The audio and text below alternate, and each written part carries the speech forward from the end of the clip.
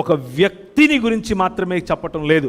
వ్యక్తి అందులో భాగమే, కానీ వ్యక్తి వరకు ఆగేది కాదు సువార్త. వ్యక్తి వరకు సంకుచితంగా అక్కడే ఉండిపోయేది కాదు సువార్త. పరిశుద్ధాత్ముని యొక్క అనుగ్రహము, పరిశుద్ధాత్ముని యొక్క అభిషేకము వ్యక్తితో మొదలై వ్యక్తితో ఆగిపోయేది కాదు. పరిశుద్ధాత్ముని యొక్క అభిషేకము, పరిశుద్ధాత్ముని యొక్క ఈ gift, this is for the world, రాజ్యముల కోసం, దేశముల కోసం, ప్రపంచమును మరి స్వస్థపరచడం కోసం అన్న విషయాన్ని ప్రభువు ఇక్కడ తెలియజేస్తున్నాడు. కనుకనే వారు చేతులుంచిన చోట స్వస్థత, వారు మాట్లాడిన చోట ప్రవచనం, వారు మాట్లాడిన చోట పాములను ఎత్తి పట్టుకున్నారు. వారు మరణకరమైంది తాగితే వారికి ఏమీ జరగలేదు. ఎక్కడ జరిగింది ఇదంతా సమసిపోయినటువంటి చరిత్ర కాదా? జరుగుతూ ఉన్నటువంటి చరిత్ర కాదా? రోమా సామ్రాజ్యంలో కైసర్ తిబేరియస్ని ఎదుర్కొన్నారు. రోమా సామ్రాజ్యంలో కైసర్ అగస్తస్ యొక్క అనుచరులను ఎదుర్కొన్నారు.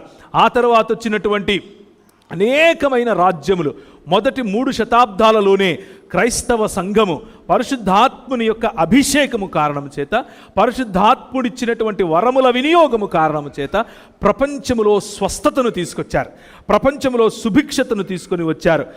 ప్రభువు నేర్పించిన ప్రతి ఒక్కటి ప్రపంచములకు నేర్పించారు, బోధించారు. నేను మీకు ఏ ఏ సంగతులను ఆజ్ఞాపించి తినో వాటన్నిటినీ గైకొనవలనని వారికి బోధించుడి. ఇదిగో నేను యుగ సమాప్తి వరకు సదాకాలము మీతో కూడా ఉన్నాను. రాజ్యములకు బోధించారు, ప్రపంచములకు బోధించారు, నాయకులకు బోధించారు, రాజులకు బోధించారు.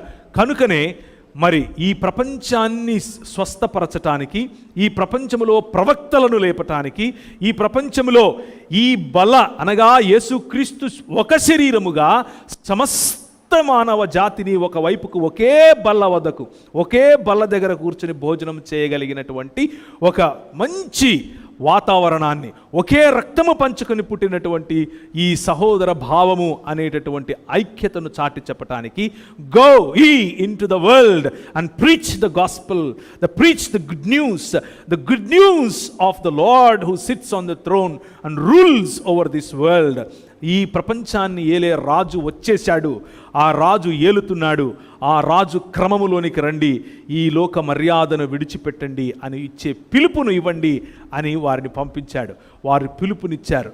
పరిశుద్ధాత్ముడు అనుగ్రహించబడినప్పుడు పాపమును గురించినటువంటి ఒప్పుకోలు, పాపము అంటే దేవునిని తిరస్కరించటము అనేటటువంటి ఈ పాపమును గురించిన ఒప్పుకోలు, క్రీస్తు అనేటటువంటి రాజును తిరస్కరిస్తే పాపమది అనేటటువంటి ఒప్పుకోలు, ఆ ఒప్పుకోలును ఎత్తినేలకు లేకపోతే ప్రపంచములకు లేకపోతే రాజ్యములకు ప్రకటించగలిగారు.